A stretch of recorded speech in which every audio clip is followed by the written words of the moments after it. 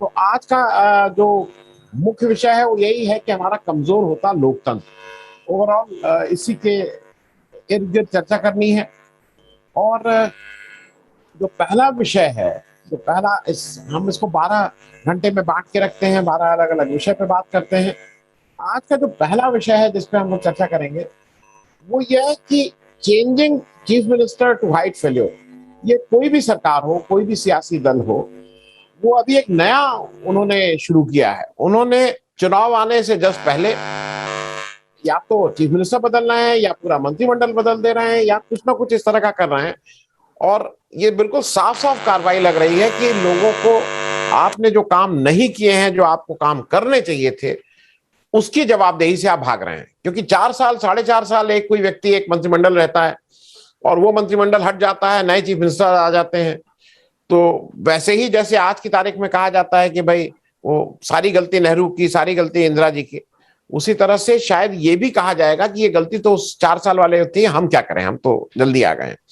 मैं कुर्बान अली साहब आपसे शुरू कर रहा हूं, क्योंकि देश की आजादी के समय जो जो हम लोगों की समझ में आता था कि ये सरकार जनता के लिए थी, जवाबदेह जनता की थी।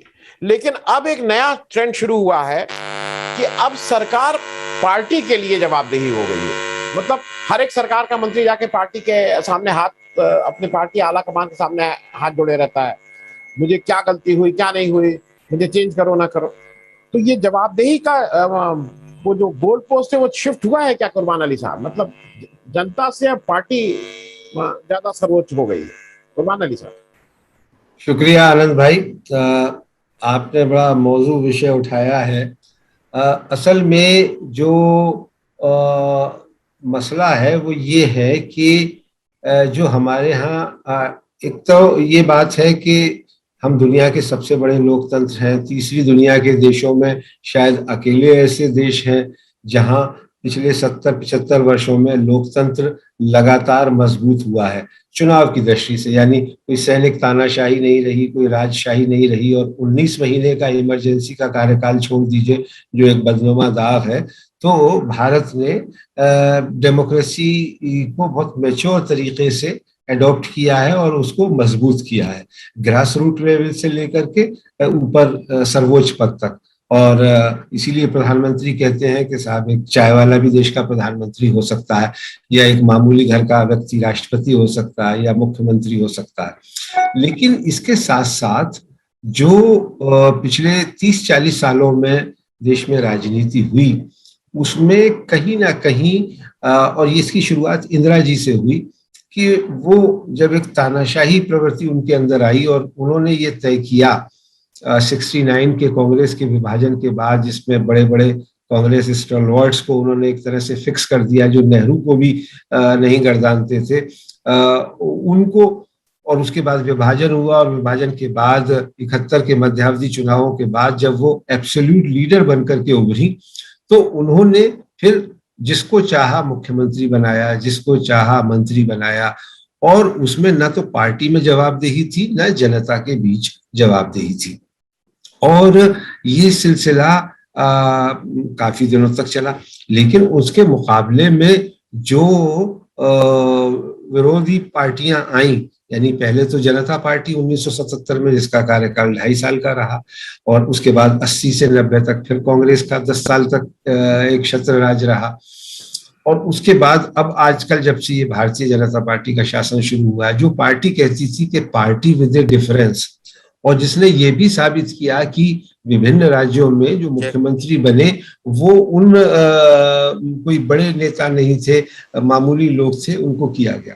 लेकिन कांग्रेस कल्चर जो एक है वो अब भारतीय जनता पार्टी और दूसरी पार्टियों में भी प्रिवेल कर गया है, और उसमें ये कि साहब हम जिसको चाहेंगे उसको नामित करेंगे। तो ये दिल्ली से मुख्यमंत्री के नामित होने का, नॉमिनेट किए जाने का जो सिलसिला है, ये बहुत खतरनाक ट्रेंड है। हमारे यहाँ तो ये कहा गया है कि जो विधायक दल का नेता होगा वो मुख्यमंत्री होगा, या संसदीय दल का नेता प्रधानमंत्री होगा। लेकिन अभी हमने पिछले दिनों देखा राज्यसभा में विरोध पक्ष का नेता बदला गया, मल्लिकार्जुन खड़गे वहां कांग्रेस पार्टी की तरफ से बने। सोनिया गांधी ने एक लेटर लिख दिया राज्यसभा के चेयरमैन को कि ये हमारे नेता होंगे। अरे उसमें आप उन्हीं को बनाते।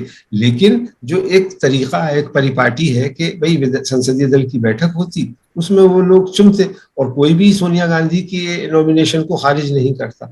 उसी तरह से जो ये गुजरात के मुख्यमंत्री का पद हो या छत्तीसगढ़ या माफ कीजिएगा उत्तराखंड और दूसरे राज्यों में जो 4-5 जगह भारतीय जनता पार्टी ने जिस तरह से किया, वो बिल्कुल वही इंदिरा गांधी के शासन के तरीके की याद दिलाता है कि जिसको वो पसंद कर लेती थी वही नॉमिनेट कर दिया जाता था। लेकिन तब भी विधायक दल की बैठक होती थी।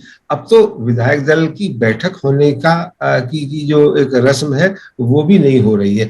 तो ये एक डेक्लाइन आया है हमारी डेमोक्रेसी के अंदर, और इसमें अब कोई दल अछूता नहीं रह गया है वामपंथी दलों को छोड़कर। कुर्बान अली साहब, मैं एक चीज और, हमारे और आपके मित्र हैं, मेरे तो क्लास फेलो भी हैं, प्रदीप सिंह साहब ने अभी अमित शाह साहब का एक इंटरव्यू किया उस सांसद टीवी पे, वो जो पहले लोकसभा राज्यसभा टीवी, आपका बहुत लंबा उससे संपर्क, उस टीवी से आप बहुत one of the pillars of उस टीवी के रहे हैं। वहां पे जब अमित शाह साहब कह रहे थे कि भाई जो मंत्री होना चाहिए वो थोड़ा पढ़ा लिखा होना चाहिए, एजुकेशन देखना चाहिए, अगर नहीं होगा तो देश कैसे चलेगा। और अभी 2 महीना पहले गुजरात की पूरी कैबिनेट चेंज की जाती है, जो 23-24 मंत्री बनते हैं उसमें से 12 या 13 8वीं से 10वीं पास हैं, बाकी लोग ग्रेजुएट हैं। तो वहां पे ये मतलब, मैं इसलिए कह रहा हूं कि उपदेश केवल हमारे और आपके लिए हैं। अपने यहां जब जब जब सबको बदल डाल रहे थे हमारे मोदी जी और अमित शाह साहब, तो उनको नहीं लगा कि भाई ये जो बल्ब है इसमें जरा 8वीं पास वाला बल्ब नहीं होना चाहिए, थोड़ा ज्यादा वॉट का बल्ब हो, जैसा वो खुद कहते हैं। और वहां पे उनको आज की तारीख में दिक्कत क्या हो गई कि वहां पे भी केवल जात का समीकरण कैसे होगा, पटेल ज्यादा होंगे तो पटेल समाज है, मतलब ये हम किस तरफ जा रहे हैं, ये लोगों को पूछने की जरूरत है कि नहीं है इस सरकार से। नहीं, देखिए, अगर आप सवाल पूछने वाले हैं इस सरकार से तो आप देशद्रोही लोग हैं। आप इस सरकार से सवाल पूछना ही एक जुर्म है। और दूसरी चीज, अभी सतीश झा साहब ने बहुत मुनासिब बात कही और वो हम सब पे लागू होती है कि हम उपदेश तो देना चाहते हैं और दे भी देते हैं, लेकिन खुद जब अपने गिरेबान में झांकने की बात आती है तो वो नहीं करते। यही बात अमित शाह साहब कर रहे हैं। अगर अमित शाह साहब ये कह रहे होते तो उन्हें खुद अपने बारे में और अपने प्रधानमंत्री के बारे में सोचना चाहिए था। प्रधानमंत्री का एक इंटरव्यू है और वो अभी नेट पर मौजूद है, 15-20 साल पुराना है, बहुत ज्यादा। उसमें उन्होंने खुद कबूल किया है कि वो सिर्फ हाई स्कूल पास है, और उसके बाद में हमने देखा कि उनकी ग्रेजुएशन की डिग्री भी दिल्ली यूनिवर्सिटी से और बताई जाती है। तो जाहिर है कि जो खुद उस लाइन के हैं वो गुजरात में और किस तरह का करेंगे, उसको भी अगर हम छोड़ दें और हम उसको अगर ये लें, भाई पोस्ट ग्रेजुएशन मेरे प्रधानमंत्री उनका पोस्ट ग्रेजुएट है भाई, आप उनको जी जी, अब वो यही क्योंकि कई बार उनके जो हलफनामे हैं उनमें अलग अलग बातें आती हैं। एक अरसे तक तो उनका हलफनामा ये भी कहता था कि वो विवाहित नहीं है, फिर वो बाद में पता चला कि नहीं, विवाहित भी हैं जब प्रधानमंत्री बने। और तो वो चीजें होती रही हैं। मैं ये कह रहा हूं कि मैं कोई किसी पर निजी हमला नहीं करना चाहता, लेकिन सवाल ये है कि ये भी एक तर्क दिया गया था कि साहब जब हमें आजादी मिली कि लोकतंत्र आया है, अब इसमें हर आदमी को, जिसमें गरीब आदमी भी शामिल है, और जाहिर है कि उस वक्त तक ज्यादातर लोग बिना पढ़े लिखे थे, उनका भी एक रोल होना चाहिए इस देश को बनाने में, इस समाज को बनाने में। और खास करके जो समाजवादी वामपंथी लोग थे उनमें बहुत सारे ऐसे लोग थे कि जो बहुत कम तालीम याफ्ता थे, और लेकिन उनको मौके दिए गए विशेष अवसर के सिद्धांत के तहत, ताकि ये गैर बराबरी जो 5000 साल की बीमारी है वो भी दूर हो। सवाल वो नहीं है। सवाल ये है आनंद भाई कि हम किस तरह की डेमोक्रेसी बनाना चाहते हैं। अभी अमेरिका का हवाला दिया गया। अमेरिका में भी हमने देखा कि कई सौ बरस लगे काले लोगों को गोरे लोगों के समकक्ष आने में, और पहली बार जाकर के बराक ओबामा, एक काला ब्लैक व्यक्ति, तो राष्ट्रपति बना देश का। अभी भी उस देश में जहां 300 वर्ष पुराना लोकतंत्र है, कोई महिला प्रधानमंत्री नहीं हो सकी है। यही बहस हमारे देश में भी है कि पिछले 70-75 वर्षों में हमारे यहाँ आज तक कोई दलित प्रधानमंत्री नहीं हो सका, आखिर क्यों? कोई आदिवासी क्यों नहीं हो सका, आखिर क्यों? कोई इंदिरा गांधी को छोड़ दीजिए, महिला प्रधानमंत्री नहीं हो सकी, क्यों? और कोई मुसलमान क्यों नहीं हो सका या ईसाई नहीं हो सका, क्यों? ये सारे ऐसे सवाल हैं कि जिनके जवाब तलाशे जाने चाहिए अगर हम इंक्लूसिव डेमोक्रेसी की बात करते हैं। और फिर ये भी देखना चाहिए कि जो हमारे देश में जाति की बीमारी है कि अगड़ी जातियों का प्रतिनिधित्व पिछले 75 सालों में कितना रहा, और पिछड़ी और दलित और दूसरी जातियों का कितना रहा, ये एक बहस है। लेकिन यहाँ इस बीच अब जयप्रकाश नारायण का जिक्र आया। जब मुझे माफ करें, अजीत जी यहाँ मौजूद हैं, कि जयप्रकाश जी की क्या राजनीति थी वो आज तक मैं समझ नहीं सका। मुझे वो भारतीय राजनीति के सबसे ज्यादा कंफ्यूज व्यक्ति लगते हैं, क्योंकि पहले तो उन्होंने संविधान का विरोध किया, संविधान जब बन रहा था, और जब बन भी गया तो 1950 के सोशलिस्ट पार्टी के सम्मेलन में उसका निंदा की गई उस संविधान की। उसके बाद 52 का चुनाव होते ही जब वो बुरी तरह से हारे तो वो भाग खड़े हुए सर्वोदय में चले गए, और 20 साल तक 25 साल तक वो उन्होंने एक्टिव राजनीति में हिस्सा नहीं लिया। फिर जब वो आते हैं तो वो कहते हैं कि साहब राइट टू रिकॉल होना चाहिए, अब उसका क्या मैकेनिज्म होगा, या पार्टी लेस डेमोक्रेसी होनी चाहिए। तो ये ऐसी चीजें हैं कि जो जिनका कोई स्वरूप कभी नहीं बना, कभी कोई व्यवहारिक चीज नहीं नजर आई। और नतीजा क्या हुआ कि उनके आंदोलन में भी जिस तरह के लोग इकट्ठे हुए, माफ कीजिएगा, वो बहुत अच्छे लोग नहीं थे 77 में। और एक लहर चली इंदिरा गांधी के खिलाफ, संजय गांधी के खिलाफ, तो उसमें हर गधा घोड़ा पटना से पटियाला तक वो सांसद बन गया, विधायक बन गया। और उसके बाद हमने देखा कि 80 में जब इंदिरा गांधी की दोबारा वापसी हुई तो जो संजय गांधी के लोग थे वो जो न पढ़े लिखे लोग थे, बल्कि उनमें से तो ज्यादातर आपराधिक छवि के लोग थे, वो सब जो विमान अपहरण करने वाले लोग थे, जो मर्डरर्स थे, वो सब विधायक और सांसद बन गए। तो जब हम इस तरह की अपनी सोसाइटी बनाएंगे, यानी लोकतंत्र बनाएंगे, डेमोक्रेटिक सोसाइटी बनाएंगे, तो उससे हम अच्छे नतीजों की उम्मीद नहीं कर सकते। आज भी किसी भी पॉलिटिकल पार्टी का मैनिफेस्टो जो है वो इस बात को तरजीह नहीं देता कि वो उसका एजेंडा जो है उसमें ये सब बातें कही जाएंगी कि साहब पढ़े लिखे लोगों को आगे लाया जाएगा, वो एक मेरिट होगी, या ये कि इसमें जो है वो बुनियादी जो जरूरतें हैं जिस पे हमारा पूरा अस्तित्व टिका हुआ है, यानी एनवायरनमेंट, इकोलॉजी के सवाल, अर्थव्यवस्था, विज्ञान एंड टेक्नोलॉजी, खेलकूद, ये सब सारी चीजें बैकग्राउंड में चली जाती हैं। और जैसा आपने कहा, फिर क्राइटेरिया वही बनता है कि किसकी जाति क्या है, समीकरण क्या है, कौन किस जाति से चुना जाएगा। और हमने देखा कि मंडल और कमंडल की राजनीति इस देश में जो शुरू हुई उसके कितने भयावह परिणाम हुए। और एक तरफ जहां जातियों के आधार पर गोलबंदी हुई, वहीं सांप्रदायिक आधार पर गोलबंदी हुई, और उस गोलबंदी में सांप्रदायिकता मुझे लगता है एक तरह से जीत गई। और पिछले 7 वर्षों में जो माहौल चल रहा है वो माहौल ये है कि साहब मेजोरिटेरियन एजेंडा चलेगा। मेजोरिटेरियन एजेंडे से मतलब ये मुल्क हिंदुओं का है और यहाँ हिंदुओं का ही वर्चस्व रहेगा, उन्हीं की बात चलाई जाएगी।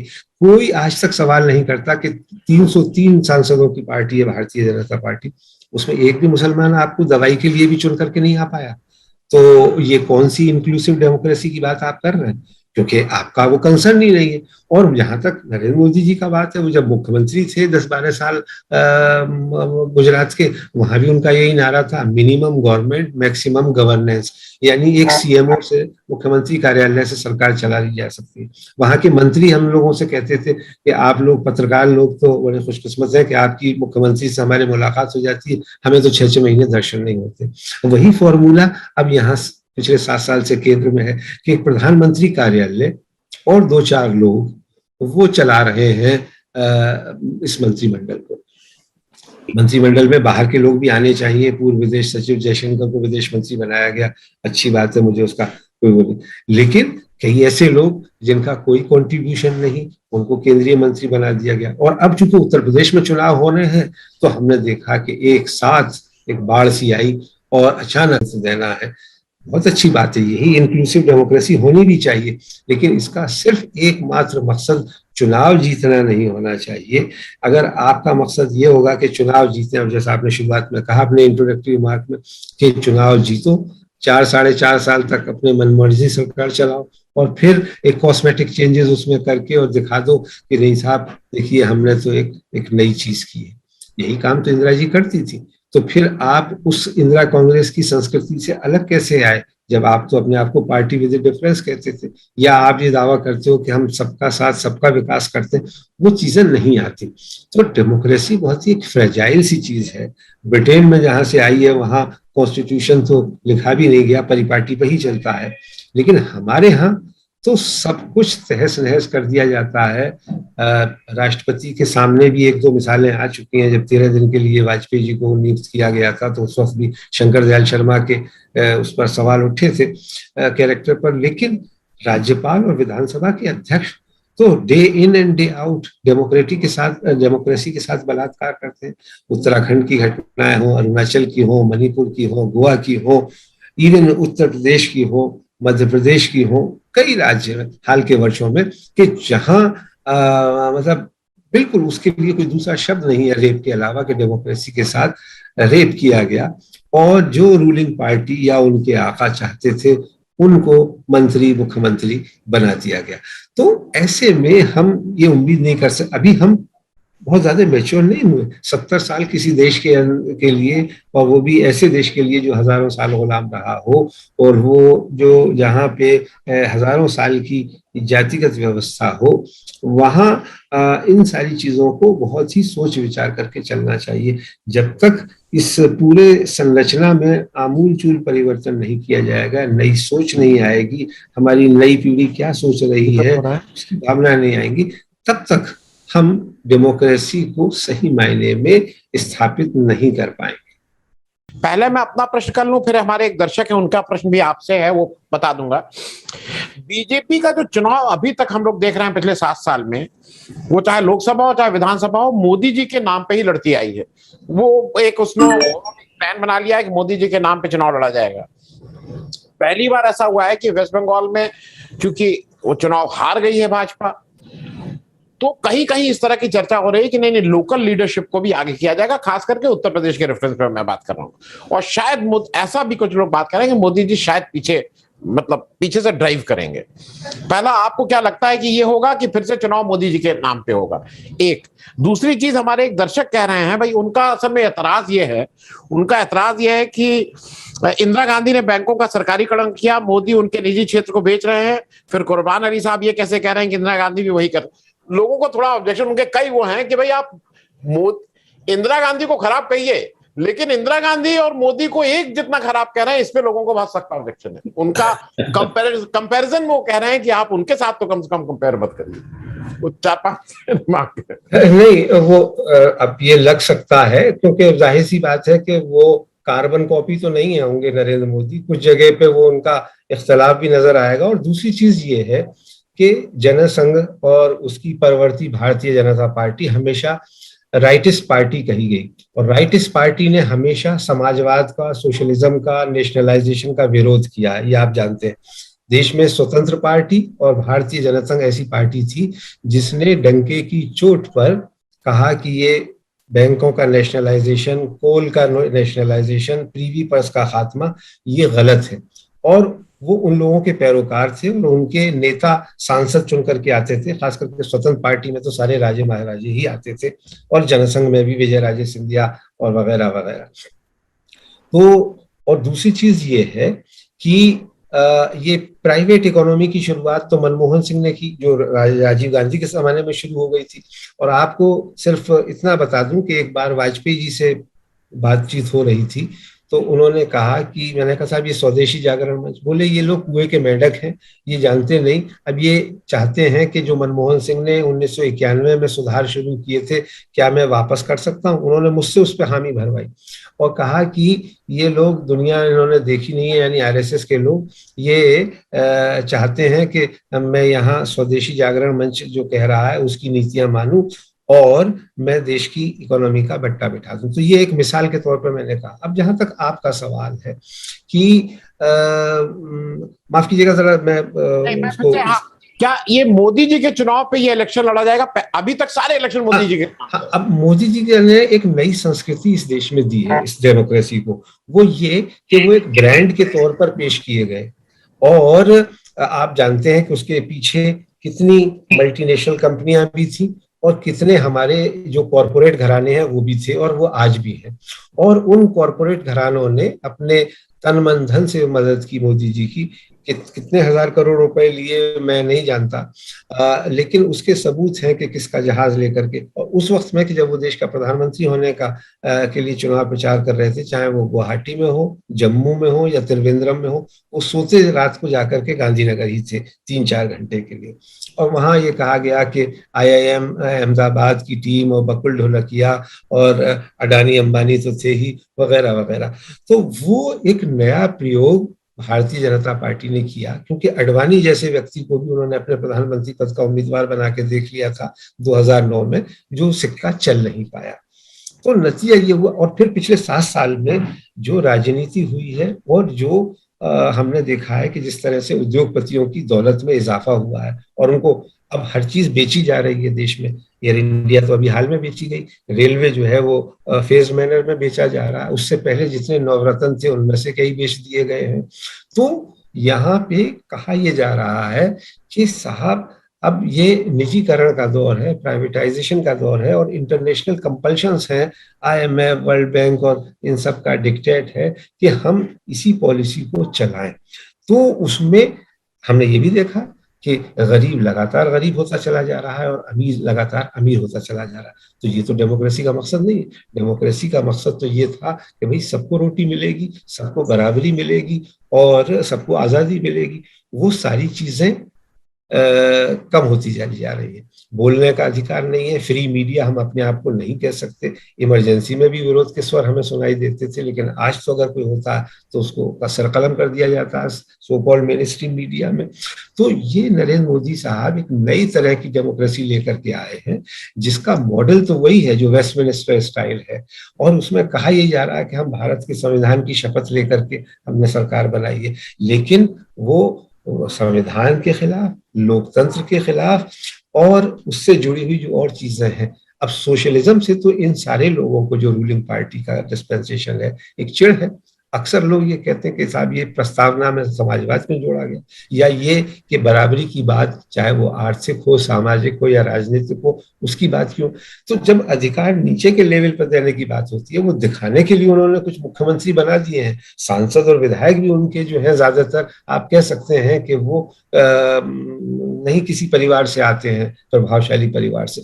लेकिन उसके in the garb of that politics जो चीजें की जा रही हैं, उसका मकसद यही है कि 1 या 2 या 4 या 5 लोगों तक वो सिमट जाए अधिकार, सत्ता भी वहीं रहे, और पैसा भी वहीं रहे। और इसलिए वो 2024 में मुझे कोई दो राय नहीं, अभी तक ऐसा कोई सबूत या कोई लक्षण दिखाई नहीं दे रहा जिसमें नरेंद्र मोदी को ब्रांड बना करके चुनाव भारतीय जनता पार्टी न लड़े। भारतीय जनता पार्टी के सामने और RSS के सामने भी मजबूरी है। उनके भी कई लोग हमसे आपसी बातचीत में कहते हैं कि हमें नरेंद्र मोदी पसंद नहीं है, लेकिन हम क्या करें कि ये आदमी हमारा एजेंडा इतना इफेक्टिवली लागू कर रहा है, और हमारी जो लॉन्ग टर्म पॉलिटिक्स है उसको इतना बेहतर ढंग से इम्प्लीमेंट कर रहा है कि हम इसके अलावा किसी दूसरे आदमी के व्यक्ति में के बारे में ख्वाब में भी नहीं सोच सकते। तो वो बात सही है कि इस देश में अब जो नैरेटिव बनाया गया पिछले 7 साल में, कांग्रेस की भी हिम्मत नहीं है कि वो बीजेपी के इस नैरेटिव को खत्म कर दे कि भाई अयोध्या में राम मंदिर बनेगा। अब अयोध्या में राम मंदिर बनने का जो आंदोलन था, और उसको लेकर के जो राजनीति हुई, और जिन जिन लोगों ने उसका विरोध किया था, वो सब दुबक गए, चाहे उसमें वामपंथी पार्टियां और कांग्रेस पार्टी। उसके अलावा धारा 370 का मामला, कोई पार्टी नहीं चाहती थी कि हटाया जाए, लेकिन आज सब दुबके हुए हैं। इवन कांग्रेस पार्टी के नेता करण सिंह, वो उसके सबसे बड़े समर्थक, भूपेंद्र सिंह हुड्डा सबसे बड़े समर्थक, नरेंद्र मोदी ने बहुत अच्छा काम कर दिया। तो जब अपोजिशन उसी नैरेटिव को एक्सेप्ट कर ले रहा है, ओढ़ ले रहा है, तो आप ऑल्टरनेटिव पॉलिटिक्स कहाँ से कर पाएंगे। और तीसरी और आखिरी चीज ये कि जो नेशनल मूवमेंट की वैल्यूज थी, जिसके आधार पर संविधान बना था, उसको आप बिल्कुल तबाह और बर्बाद कर रहे हो। यानी उसमें जो है वो सबको बराबरी नहीं है। नागरिकता का सवाल जो उठा है वो क्यों उठा? तो गोलवालकर की वही बात याद आती है कि भाई इस देश में सिर्फ हिंदू जो है नंबर 1 का शहरी बन के रहेगा, बाकी सब नंबर 2 के शहरी बनकर रहेंगे। वो मैसेज आपने दे दिया। आपने इस देश के मुसलमान, ईसाई, सिख, उनको बता दिया कि तुम इस मुल्क में नंबर 1 के शहरी नहीं हो सकते, नंबर 2 के शहरी रहोगे। अगर अपना मुंह नीचा करके रहना पड़ेगा, और जो तुम्हें खैरात मिल जाएगी उसे एक्सेप्ट करना पड़ेगा, उसके खिलाफ कोई विरोध जताना नहीं पड़ेगा। और ये लोकतंत्र वोकतंत्र भूल जाओ। ये लोकतंत्र तो हमारा ऐसे ही है कि हमारे 303 सांसद चुने जाएंगे और उनमें से हम एक भी तुमको नहीं अपने अंदर आने देंगे। तो ये जो, और ये क्या, इसीलिए मेजोरिटेरियनिज्म, कम्युनलिज्म, जो पिछला लोकसभा चुनाव हुआ जिनके रोशनी में सबको बता करके, तो उसमें सीधा मकसद ये था कि पाकिस्तान को नरेंद्र मोदी ही सबक सिखा सकते हैं और मुसलमानों को भी यही सबक सिखा सकते हैं, और वही एजेंडा लगातार चल रहा है। हाँ, ये जरूर है कि पश्चिम बंगाल जैसे अपवाद हो जाते हैं, या कभी कभी बिहार जैसा भी एक अपवाद हो जाता है कि उसमें लोग, लेकिन उससे उनका कंसर्न नहीं। अगर उत्तर प्रदेश में भी नरेंद्र मोदी इस बार चुनाव हार जाए, यानी भारतीय जनता पार्टी, तो वो उनका मकसद नहीं। उनका मकसद ये कि 2024 में वो किस तरह से जीत करके आएंगे, वो उनका असल मकसद है। और उसमें वो हर तरह से कामयाब नजर आते हैं मुझे। मतलब मुझे उसमें कहीं भी ये नहीं लगता कि उनके खिलाफ, चाहे वो किसान आंदोलन हो या बाकी अपोजिशन पार्टी की पॉलिटिक्स हो, वो कहीं भी नरेंद्र मोदी की इमेज में डेंट नहीं मार पा रहे। मैं एक बात, मैं उस आपके दुख को या आपकी जो कंसर्न है उसको कम नहीं आंक रहा हूं, लेकिन मैं अपना कंसर्न भी कर दूं। मैं हिंदू हूं, अपर कास्ट हिंदू हूं, लेकिन कल के सुबह मेरा दफ्तर खुलेगा कि नहीं खुलेगा इस डर से रोज जीता। तो मैं सिर्फ कहना ये चाह रहा हूं कि ये एक आपको एक एक धर्म विशेष का होने की वजह से डर है। मुझे ये अपर कास्ट हिंदू होने के बाद भी नहीं मुझे नहीं मेरा नहीं नहीं नहीं नहीं, आप गलत समझे मुझे। मुझे धर्म विशेष, मुझे मुसलमान होने की वजह से ये मेरा डर नहीं है। ये एक हिंदुस्तानी के होने पे है कि वो हिंदुस्तान जो हमारे नेताओं ने बनाया था, पाकिस्तान बन जाने के बाद में ये कहा था कि हम इस मुल्क को पाकिस्तान नहीं बनने देंगे, क्योंकि हमने इस मुल्क की आवाम के साथ ये वायदा किया। ये सवाल देखिए, चाहे सेक्युलरिज्म हो, वो मुसलमान का कंसर्न नहीं है, वो इस देश का कंसर्न है। 80% लोगों का कंसर्न होना चाहिए, ना कि वो 20% अल्पसंख्यकों का कंसर्न। अगर इस देश में समाजवाद और सेक्युलरिज्म और डेमोक्रेसी ये मजबूत रहते हैं, तो ये इस मुल्क की मेजोरिटी का कंसर्न होना चाहिए। और उसमें अगर डेंट लगता है या उसका कोई विकृत रूप सामने आता है, जो आगे आया अनफॉर्चुनेटली, तो वो कुर्बान अली की चिंता नहीं है, वो सबकी होनी चाहिए। मैं ये कह रहा हूं। नहीं, मैं ये कह रहा था जब मेजोरिटिज्म में कभी कभी कई लोगों को, मैं आपके रेफरेंस में नहीं, लोगों को लगता है कि जैसे हिंदू है तो बहुत मजे में है। हिंदू का मजा यह है कि सुबह मेरा दफ्तर खुलेगा कि नहीं खुलेगा। मेरे जो भाई भतीजे भांजे कहीं नौकरी कर रहे हैं, तो उनको भी जब वो एक कौन सा दिवस होता है तो उनको भी वो जबरदस्ती पर्ची काटी जाती है कि वो कौन सा शुल्क दो। उस एक आरएसएस का एक दिवस होता है जिस दिन वो गुरु लोगों को पैसा ऐसा देना पड़ता है। सरकारी नौकरी में है, सरकारी नौकरी में है, और अगर नहीं देंगे वो पैसा तो उनका तबादला भी हो सकता है और उनको सारी तरह की यातनाएं भी झेली जा सकती हैं। मतलब मैं इस बात को आपसे, अपने कष्ट को भी आपके साथ जोड़ रहा था, क्योंकि ये कष्ट एक मेजॉरिटी में रहने वाले उस आदमी का भी है।